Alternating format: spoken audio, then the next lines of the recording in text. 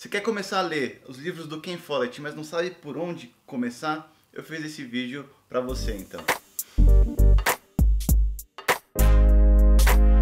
Sejam bem-vindos ao Contracapa, meu nome é Felipe. Se você gosta de livros, de leitura, de literatura em geral, considere se inscrever aqui no canal. E hoje é mais um vídeo sobre o Ken Follett. Ken Follett é um autor recorrente aqui no canal, eu gosto muito dele, inclusive já li todos os livros dele. Já fiz o vídeo sobre ranqueando os livros do Ken Follett, já fiz o vídeo falando antes de ler, saber um pouco mais sobre ele, né? Então eu te dei o contexto antes de você seguir na leitura com ele.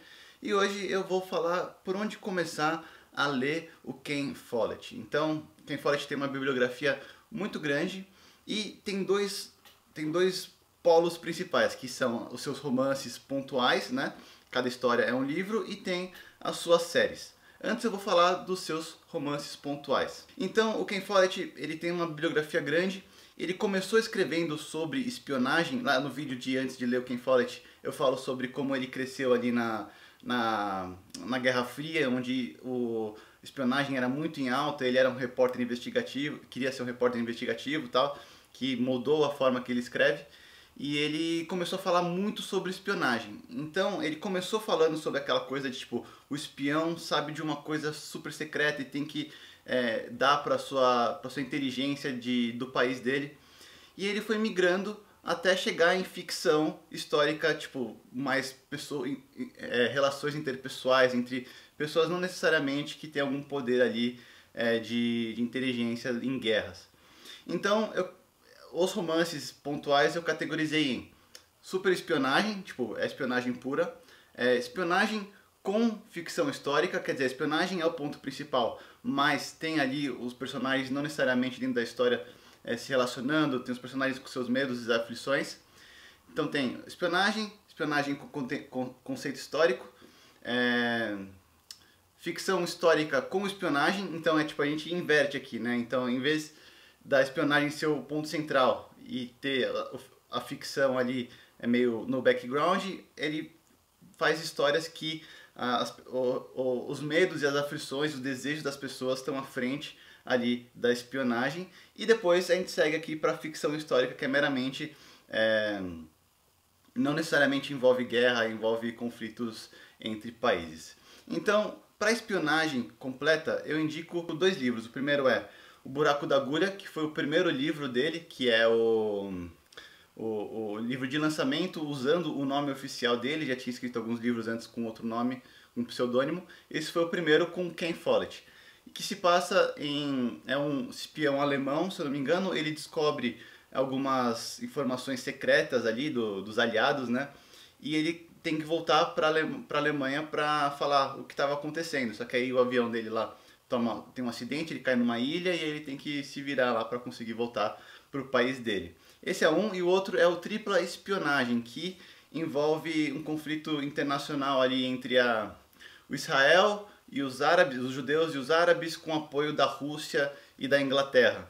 Então eles têm que roubar um barco com urânio, que é matéria-prima ali de bomba nuclear, e incumbem um inglês que trabalha no Mossad, que é o serviço secreto de Israel, para conseguir ter esse urânio deles. Então, espionagem, eu indico O Buraco da Agulha ou Tripla Espionagem. Agora, espionagem com ficção histórica, quer dizer que o foco ali é espionagem, mas os personagens não necessariamente são espiões mesmo e tem lá os seus medos e suas aflições. E esse eu indico As Espiãs do Dia D, que em inglês chama Jackdaws, que é uma mulher. Ela é convocada para ser uma infiltrada numa base alemã. Então, porque ali na Europa, a Alemanha sempre, quando eles iam conseguindo espaço ali dentro, eles iam montando bases. E aí, numa desses lugares, eles tinham uma base super importante, num lugar super central ali, eu não lembro qual era exatamente. Só que aí eles precisavam de telefonistas, pessoas que ficavam fazendo as ligações entre as bases. E aí ela pega essa mulher e falam, você tem que ir lá. E é um romance muito legal, porque é aqueles romances tipo, vão descobrir ela, só que aí não descobre, e aí tem outras pessoas envolvidas ali também.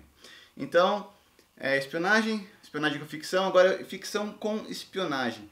E esse eu indico O Voo da Vespa, que o ponto principal desse, o contexto é a Segunda Guerra Mundial, mas o ponto principal é um cara querendo fugir da guerra. Ele não é militar nem nada, mas ele quer fugir ali do ambiente com um segredo que ele acaba descobrindo sem querer. E aí ele precisa montar ali ele precisa descobrir como que ele vai fazer isso. E aí ele já trabalha com aeronáutica e ele tem lá um Hornet, que é um tipo de avião que ele tem que consertar para conseguir ir para algum país aliado e ele poder ficar em segurança com o segredo que ele descobriu. E aí agora a gente parte para ficção histórica apenas, sem contexto de guerra. E esse eu indico dois, que é Um Lugar Chamado Liberdade, que se passa nos Estados Unidos. Começa ali no país de Gales, onde tinham escravos e os mineradores. Eles pegam esse povo, levam para a América do Norte e aí eles viram escravos lá. E não são negros, né? São os próprios mineradores galeses lá. E aí a história meio que se passa nesse enredo. Ele tem que passar pelo navio dos escravos, e aí ele se envolve com o pessoal não sei, eu não lembro o nome dos termos, mas é tipo os capitães. Ele se envolve com a família dos capitães da casa sede, porque cada fazenda de escravos tinha lá a casa sede com um monte de gente. Então tem todo esse contexto, assim, é muito legal. E o segundo livro é Uma Fortuna Perigosa, que se passa na Inglaterra. O livro começa contando ali um pouco da infância das crianças e depois elas mais crescidas, mais adultas, se envolvendo com a família deles, que é uma família de banqueiros, que tem ali o conflito com o primo pobre, só que é inteligente e quer ir por cima, o primo rico que é meio preguiçoso, a mãe que tem ambição para esse primo rico que é preguiçoso e ela tenta mexer os pauzinhos dela. Eu fiz minha mãe ler esse livro e ela falou, pô, isso aqui parece uma novela. E parece mesmo, mas é super bem escrito. E aí, beleza, esses são os romances, então. E agora, as partes das trilogias, né, as séries, são duas, e as duas são geniais. Cada uma delas são tudo junto, mais de 2.000 páginas, então você vai ter tempo aí para ler bastante. A primeira trilogia é a trilogia de Kingsbridge, que envolve Os Pilares da Terra, Mundo Sem Fim e Coluna de Fogo. E a outra trilogia é a trilogia do século, que é o Mundo Sem Fim, Inverno no Mundo e Eternidade por um Fio, se eu não me engano. A trilogia de Kingsbridge se passa